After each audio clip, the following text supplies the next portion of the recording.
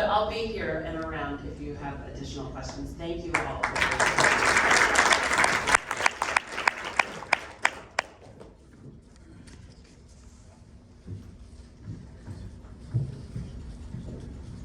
So excited to introduce the last discussion for the conference here.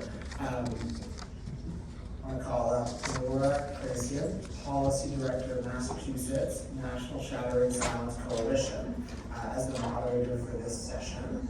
And we'll have a few panelists come and introduce themselves shortly. The title is Shifting the Focus to Whole Person Care, Reimagining How We Perceive Quality and Value in Mental Health Care. I don't want you to go anywhere, just have a seat. Everyone from the panel, please make your way forward. As I explain a little bit about my story, I'm a mother to a 22-year-old who has schizoaffective disorder in prison, unmedicated, and he is in trouble. And I'm looking at this issue of the future of mental health care from the perspective of what went wrong and how can I help inform you all. And when I spoke to my 24-year-old son, Thomas, this morning, and I told him, what should I say on your behalf to this audience? And he took a big sigh and he said, there has to be more accountability to the patients that come in, like my son Nick, in prevention, from letting it get to be at this point. So I hope this discussion centers on that. And we can go around and introduce everyone. Why don't we start here? Hi, good morning. I'm Tracey Weeden. I'm a clinical social worker and currently the executive director at Boston Medical Center's Brockton Behavioral Health Center. Hello, great. I'm Susan Beane. I'm executive medical director for a New York City regional downstate managed care plan, serving mostly Medicaid and Medicare, called Healthfirst.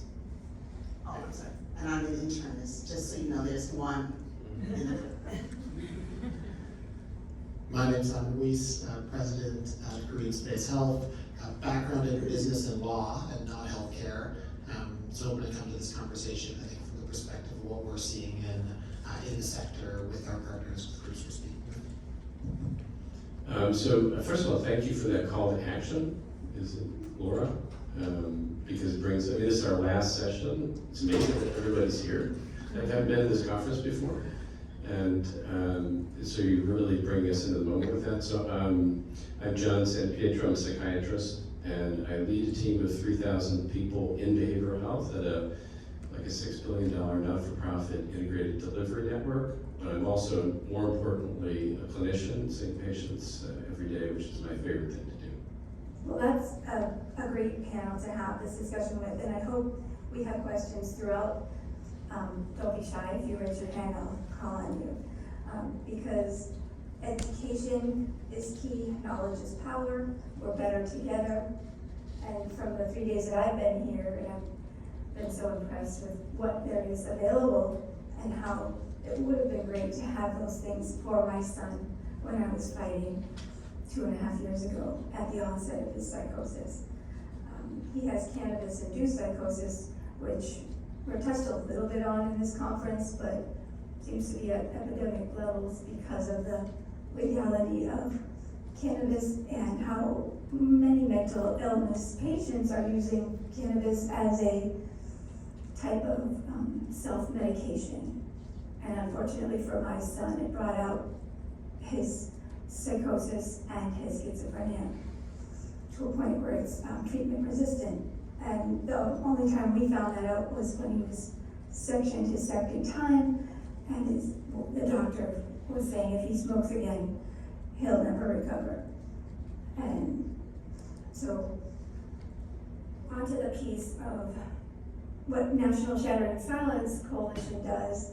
We're an organization that works to communicate, educate the public, the medical professionals, and the legal professionals in order to encapsulate the whole mental health care system.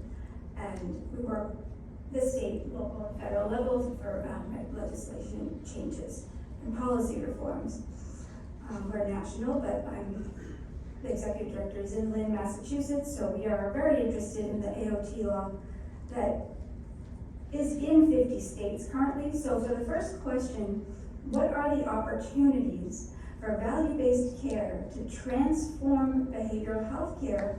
I opened it up, but to say that prevention is key. We have to prevent deterioration. The one must meet dangerousness criteria before help is available is outdated, and many of our laws require tragedy before treatment. Having an AOT law in 50 states, which is currently in 48, we have Massachusetts and Connecticut still lagging behind. And having AI, software, stepped care solutions, Peter Cornish's beautiful solution should be incorporated into the early intervention programs and AOT. What are some of the panelists' discussions about the value-based care? I'm going to start because I manage care. And thank you. First of all, Laura, thank you for sharing your story. We all have a story. I have a story. My 26-year-old son took his life in 2018.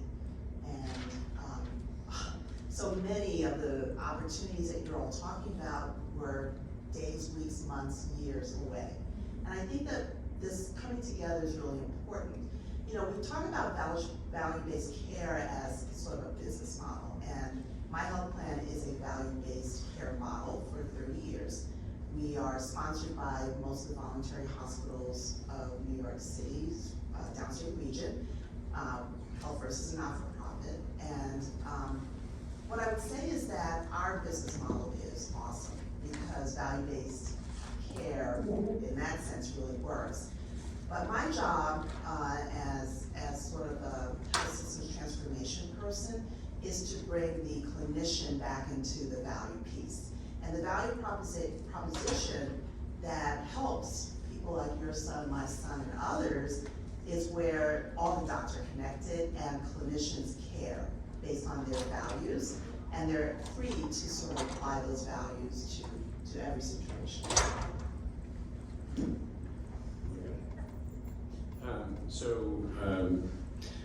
I think it's a really good question.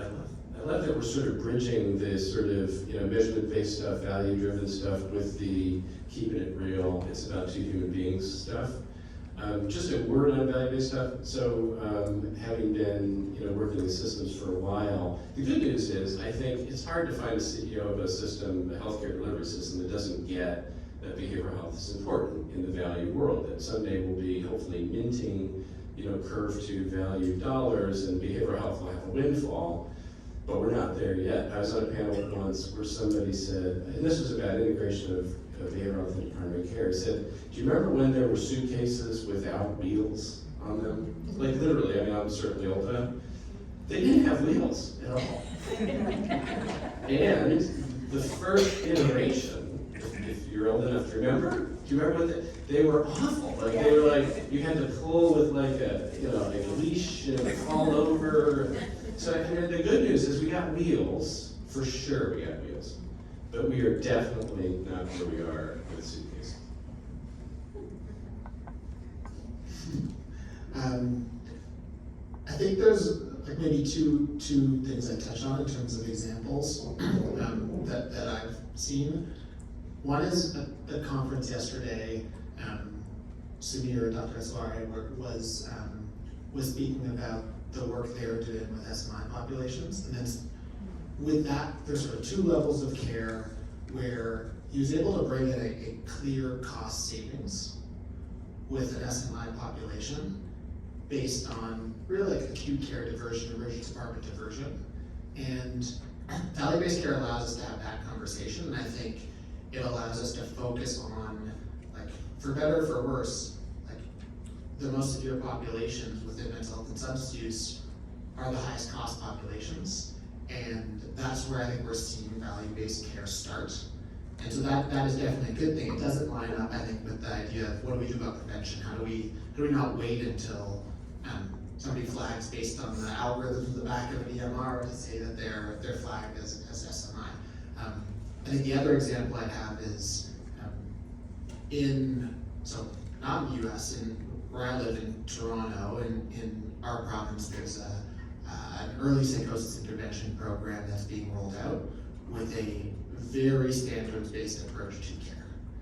And that, to me, is an example of a clear evidence-based approach that we have available with measurement at its core, with clear steps to care and I think timelines at its core, that you can now deploy in a consistent way. And when we think about value-based care, there's also an opportunity for value-based care to bring that program and standards-based models into practice. And that's through incentivizing and paying for certain activities. So if you meet the criteria and standards of an EPI program, then you can be reimbursed at a higher rate or receive a lump sum payment. So I think there's opportunities to incentivize better early prevention programs, as well as, I think in the short term at least, on the other side of the spectrum, there are cost savings there with better care with a higher severity population. Thank you. Well, first, Laura, thank you for sharing your journey. And certainly we have to do better. And so when we talk about value-based care, the first thing that comes to mind is we have shifted in the culture of behavioral health to a payer-based perspective on value-based care, and certainly numbers matter in terms of sustainabilities for our programs that are servicing our patients, communities, in employing our providers. But I have wondered, to your point, Dr. Beane, how we get back to the provider's perspective and input on what that value of care actually means in practice, and whether it's effective or not, and if it is effective, how do we know that? So really measuring the outcomes, and also the patient's perspective. I imagine a utopian world in behavioral health where we have lines like crisis to text to actually solicit the input from our community members on what's it actually going to take for people to feel as though they are able to access care in their own communities in an unbiased, unjudgmental, and innovative way, and to sustain those services once achieved. I think that lends us to the Can we next. go back through one more time on that question, because that's so deep, the first question. Tracey, everything you said, I agree with. So Simon, we have shown that addressing serious mental illness in collaboration with internal medicine and primary care lowers costs and makes quality equal, so there's sort of an equity opportunity there. And I do think that the issue is scale.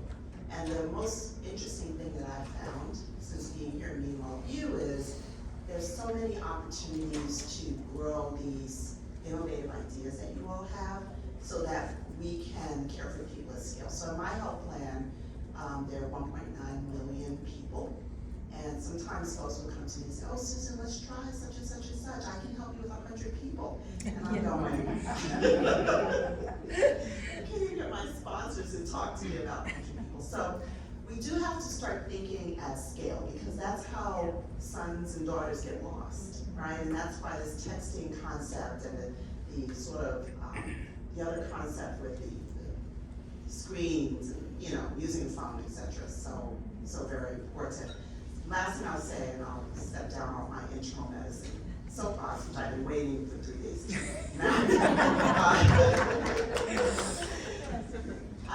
is that primary care docs screen about 75% of the time for mental health.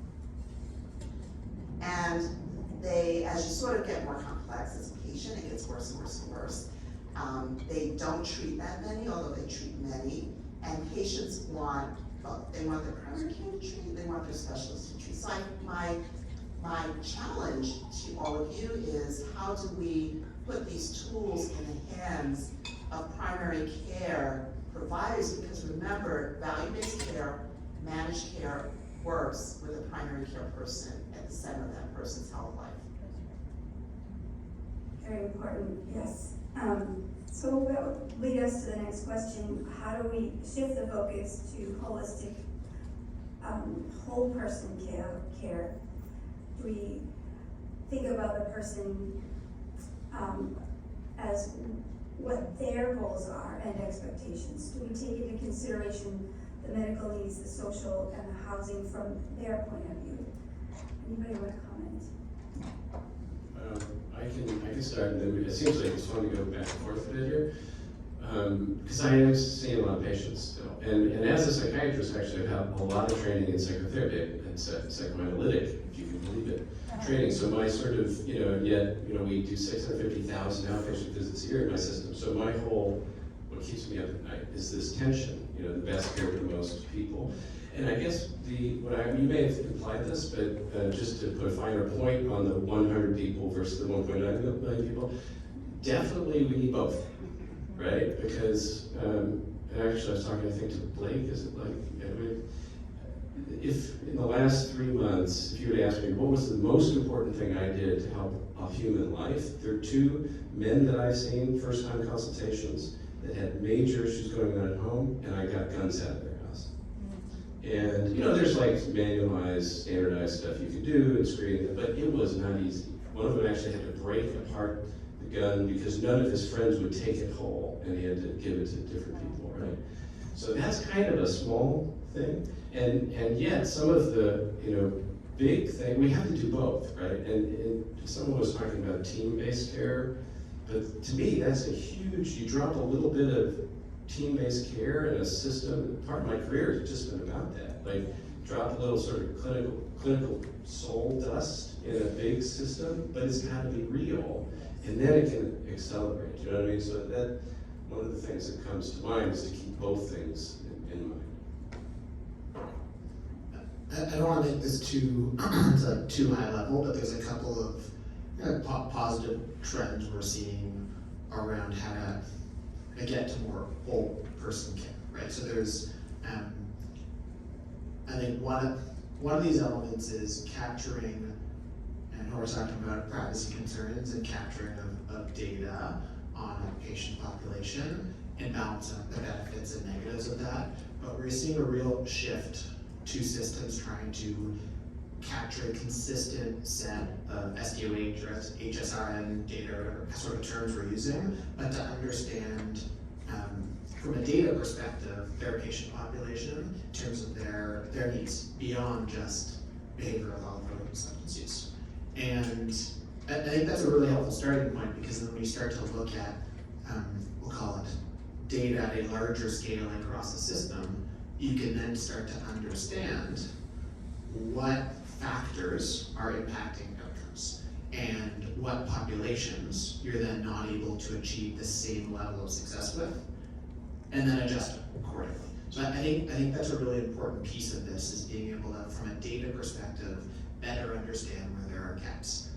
I have seen communities put in place zero suicide initiatives, and often that starts with data and understanding, just really oversimplification here, but like understanding who are the individuals that are dying by suicide, where are they receiving care, what are their presenting issues, what age groups are they in, and let's then go kind of top down from there to understand what are the ways we can better reach people.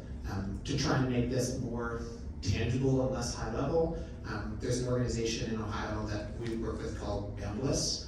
They serve a child and adolescent population, primarily a lot of presentation of ASD and IDD, and they were finding in their data that there were an unexpectedly high level of suicide attempts within a month of a primary care or dental visit, and they run a primary care and dental practice. And they couldn't explain that correlation, but it sort of prompted an initiative and funding for them to build out an improved screening model for risk within primary care and dental. And they're building it in a way that has to be tailored to their population, because it's not, this is not a traditional high-functioning adult population that's walking into primary care where you can use a PHQ-9 or do, or whatever folks are gonna use in that model. So I think it really, if you can start with data, and then solutions are going to be very localized and very specific to the communities, but do need to take into account much more than just sort of mental health risk screening. Yeah, thank you. You're right, of course. One part of this conference that's been really interesting to me is the discussion about AI. Not just because AI is a great tool for business, which it will, and the case was made in the last panel, 2 panels ago, but the one piece I think about is efficiency for people. So when I hear a story like that about members, patients, etc., what I'm wondering is, did the patient have enough voice to say something about that something wasn't right? And did the system of providers caring people have enough time to hear them? And I think that if AI can give time back to the system, both on the patient side and on the system side, it would be amazing. Because I feel like that's what the missed opportunity is, People talk about the cry for help. That cry is often a whimper or, something's just not quite right, etc. So I do feel like you're right, both of you, that we have to be able to give tools to the people who are on the front line. We have to take it away from being us versus them in terms of our patient population, and then sort of see if we can't listen more, letting our patients have voice, or members have voices. Thank you all. I don't have too much to add, except that when I was pondering this question in preparation, I thought, well, in order to provide holistic care, you have to recognize you're providing care to a human being, right? And when we think of holistic, what comes to mind is completeness, meaning, purpose, activity. And then I further thought about a conference that I attended some years ago. It was a suicide prevention conference, and there was a gentleman who spoke to a group of us who were mostly professional academics, community members, and we're all just waiting for that research and that new screening to it. What can we do to improve our clinical practice with patients? And what he said has stuck with me. It's been at least 20 years now. And what he said is, when you're meeting with someone, ask them, what's keeping you here? What is keeping you here? And when we think about providing... Does that mean in the work or in life? In the world, yeah. Why are you here? That's a great question. And I just, right? So when we're talking about and thinking about providing the holistic care and creating systems of care that provide the prevention, detection, intervention, stabilization, sustainability, or maintenance, it really has to start at the core, which is a human being in the lives that we are serving, and what is meaningful enough to them to actually keep them in their completeness. And to be creative in how to get that answer from them. Some of them are so far removed from their own emotions, which is why I do love what the Step 2.0 care solution offers in terms of, like the Montessori method applied to mental health care, where you are guiding your own direction of learning, of healing. So I like his model a lot. The rest of the questions, let's see, we have, how do we currently measure quality in the mental health care system? I don't think we have an accurate measure of the SMI population. It's been left out. I hope to see more inclusivity in the severe cases with anosognosia, but how would you answer these questions? We go by routine. Because my mind is still on what you said. So and I'll try to get to that. So, because I had thought of this, there's this saying, I think it's like Polynesian or something, standing on a whale fishing for minnows. Have you ever heard that? Standing on a whale fishing for minnows. In other words, like, the really important stuff is right underneath you, but we keep searching everywhere for it. And some of the stuff is so basic. That doesn't mean we shouldn't keep trying to innovate and improve and do measurement-based care. All that stuff is really important. I mean, I was part of a team that developed a virtual behavioral health integration project, 25 people in a bunker. We treated 10,000 people in 2 years. And in addition to the mental health stuff, their A1Cs fell a full point. Like, that's important.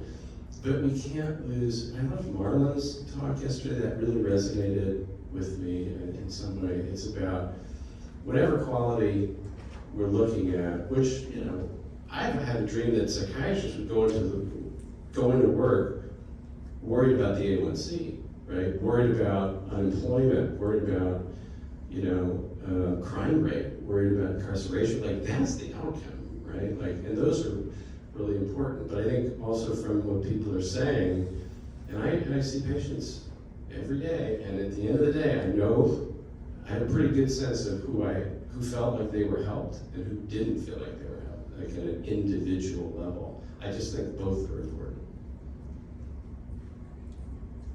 And I certainly agree with that, and I think the broader question of how do you measure quality is going to be very, very dependent on the setting and level of care and population, and might be extremely individualized for some populations and some individuals. And so I think I don't think there's sort of a broad-based way to think about it. Like, certainly there's pretty limited research and utilization of patient-reported outcome measures within an SMI population, specifically like schizophrenia. Like, there's some research, but not enough that we're gonna, I think that we want to approach measurement-based care in the same way that we do with a high-functioning outpatient population. And so it's really sitting down and thinking about what are the measures of quality? How do we track and understand if clients are feeling served and sort of receiving the best possible care, and what are the goals for that individual and for the program that we can track against? And I think it's recognizing like the information doesn't just have to come from the individual receiving care. That information can come from other sources as well that can tell you about impact and quality. That might be family members and caregivers. That might be, an example I'll give is within a substance use sort of population. There's lots of, there's urine tests to be able to bring that in as a data point, particularly in care that, fortunately might have to be longer term. And, these days I feel like there's a lot of just purely screening for fentanyl on that test. And so broad-based, there's lots of ways to, I think, try and measure and understand quality, but it does have to be specific to the setting, level of care, geography potentially, and it kind of requires a lot of work for teams to think through that from the ground up, as opposed to us imagining there's like a single or 2 or 3 solutions to it all. You should tell that to NCQA. So we do have standardized measure set that managed care companies and health insurers are held to across the country. It speaks to, both in physical health, mental health, even now social health, how the beneficiary is making their way through the system to their best outcome.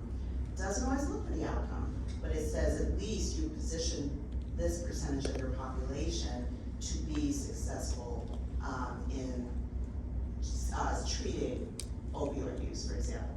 So you found it, what did you do? Who was touched, etc. New diagnosis of psychosis. What did you do? Who did they see? Did you just go straight to medication? Did you try cognitive? These are like measures, there are hundreds of them like that.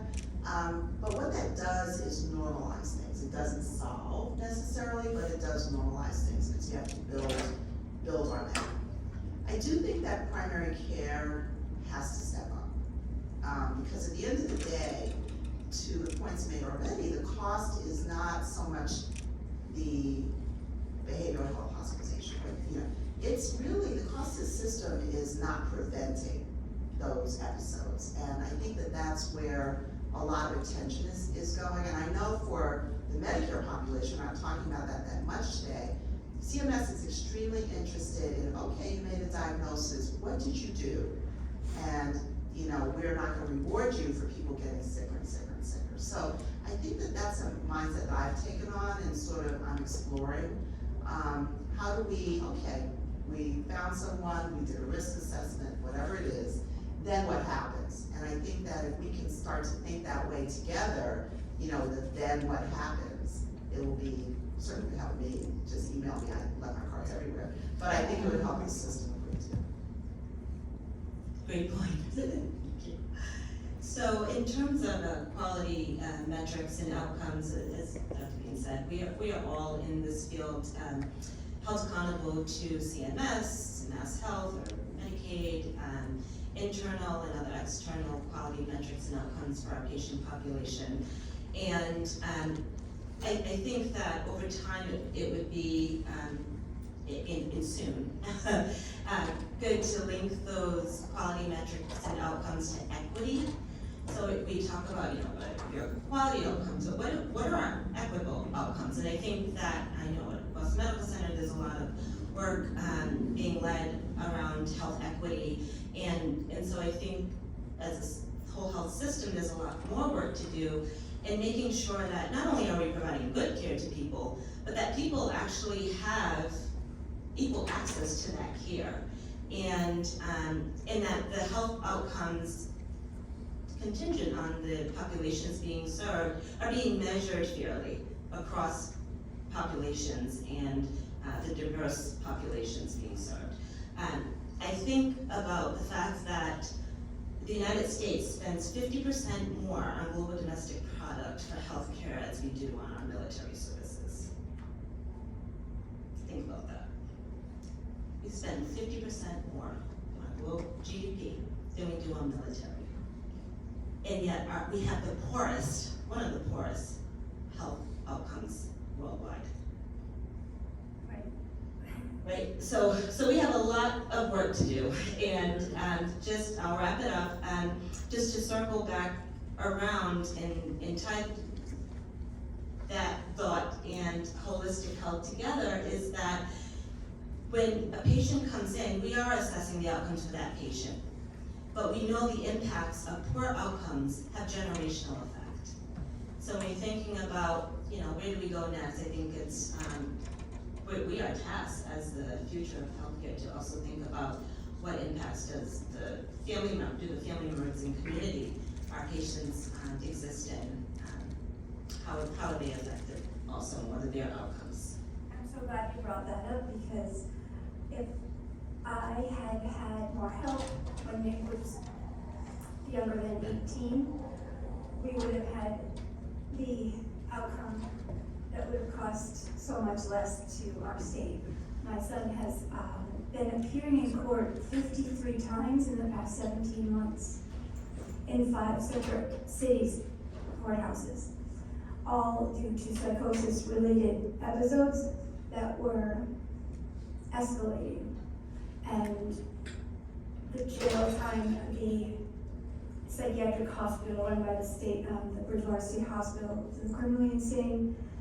The 4 months he spent there, the care that he received in the 2 sections prior to that hospitalization at McLean and at Worcester Recovery are best in the state of Massachusetts, all just dropping the ball so that Nick kept committing more and more crimes.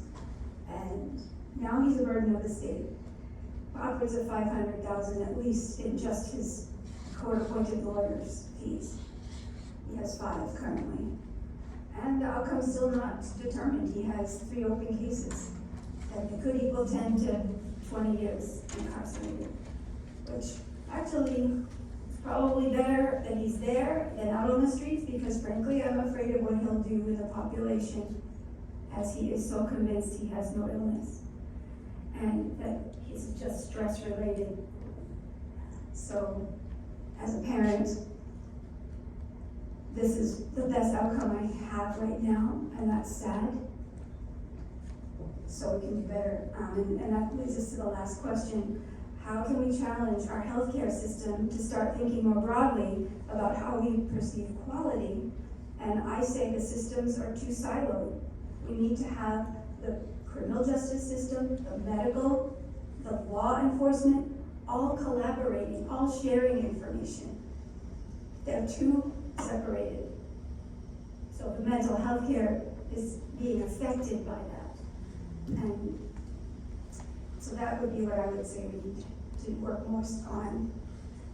And when we treat the most severe in the mental illness spectrum, we benefit the moderate to mild, because we're coming up with such creative and innovative solutions to address their problems. So I open up to the panel. That question. I'll go fast. So, gosh, what was I going to say?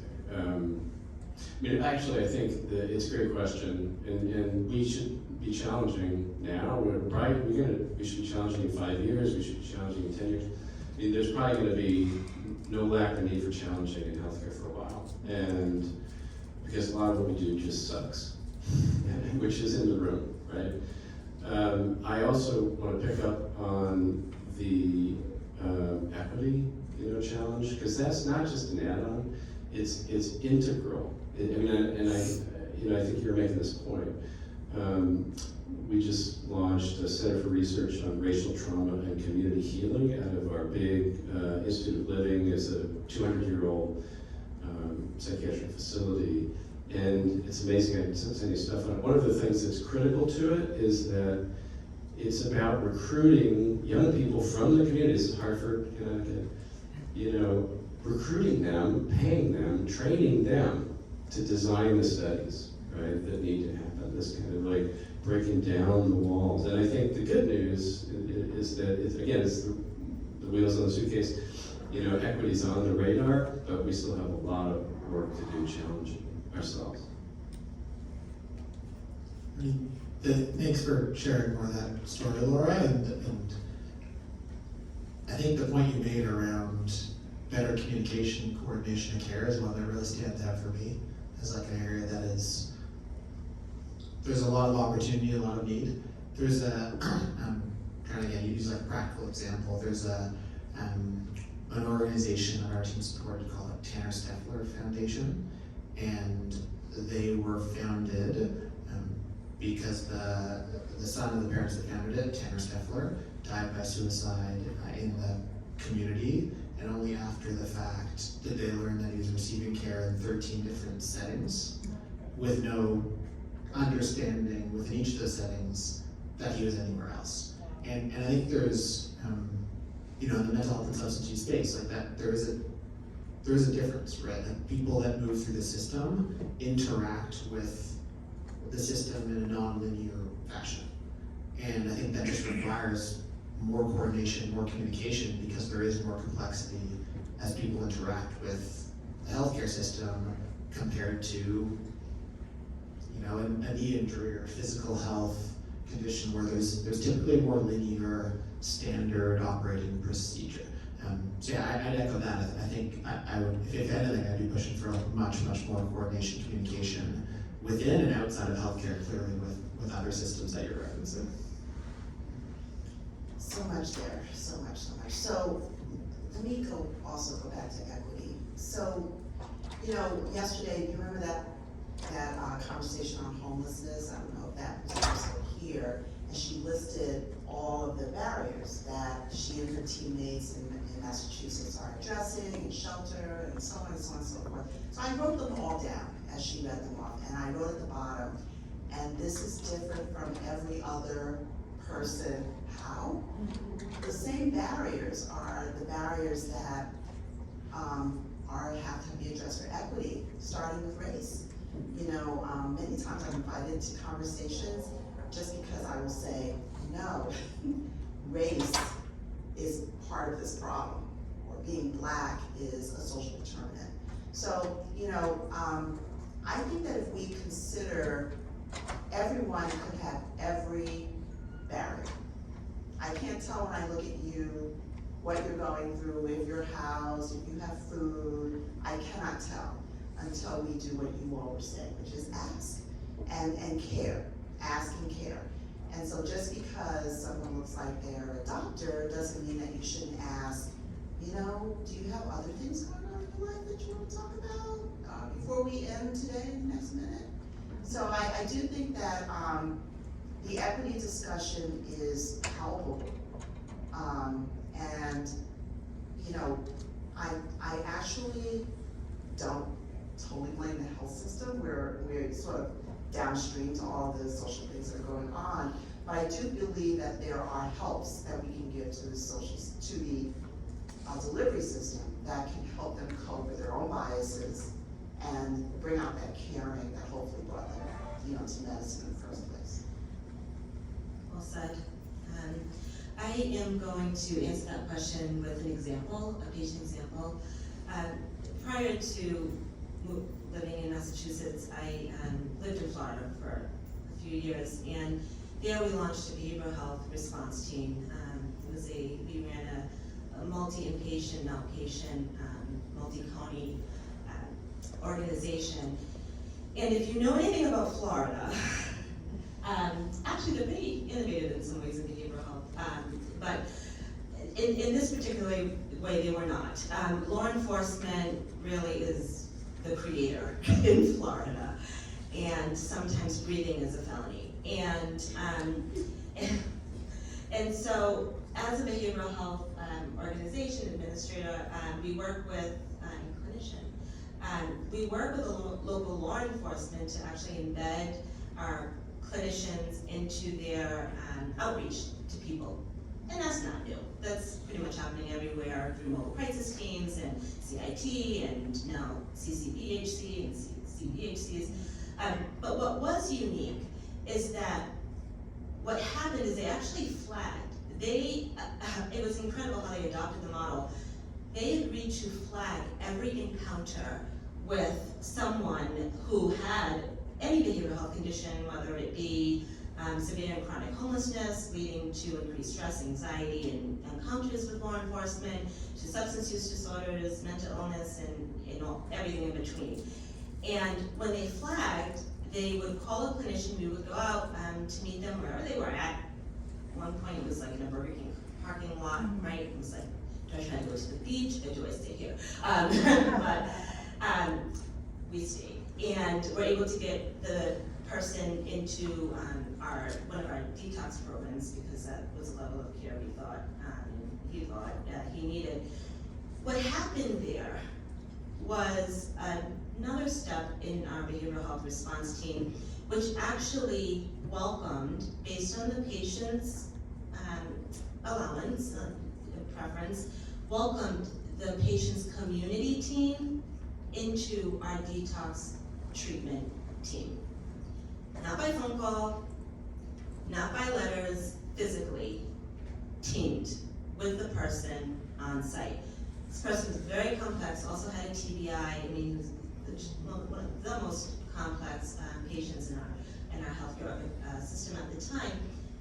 The outcome, however, of local law enforcement, at one point the local Wawa was calling us, saying, he's here again, he's in Trisha. It was a beautiful thing. It was truly a community response, and happened to be a happy ending for him because so many arms wrapped around this person. We were able to gain an understanding. We were able to maximize and share our resources because no one could do it all. And he was housed. And law enforcement actually picked him up from our setting and drove him to his new house. They stopped and bought him some new clothes. It was a beautiful moment, and for someone who had been homeless for years. And so when we talk about quality and outcomes and just what can we do differently, I believe that we are better together. Excellent way to end. Does anybody have questions? Well, then I would say that I wanted to leave you with one fact. I had a conversation with the director at the Middlesex prison where my son is, that he said to me, what are the tells so that we can know if he's in psychosis? And I started telling him all the different body movements and words, and after about half an hour, he stopped me and he said, as a parent, I'm so sorry for what you're going through.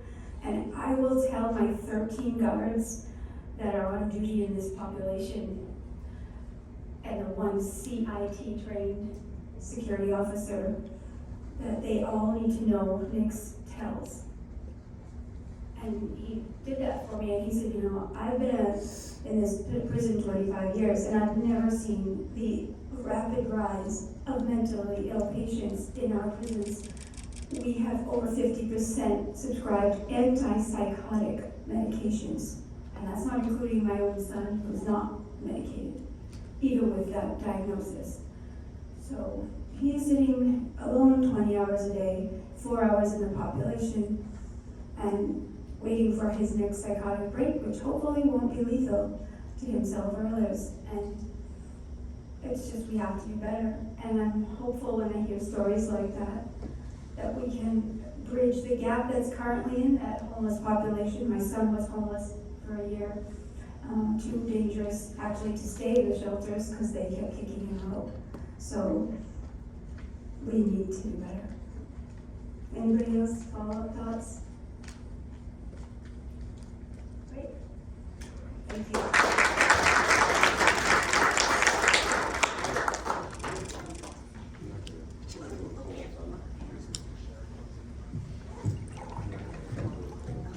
Thank you, everybody. On the agenda, I'm supposed to share a closing remark, but I think we can probably leave it there.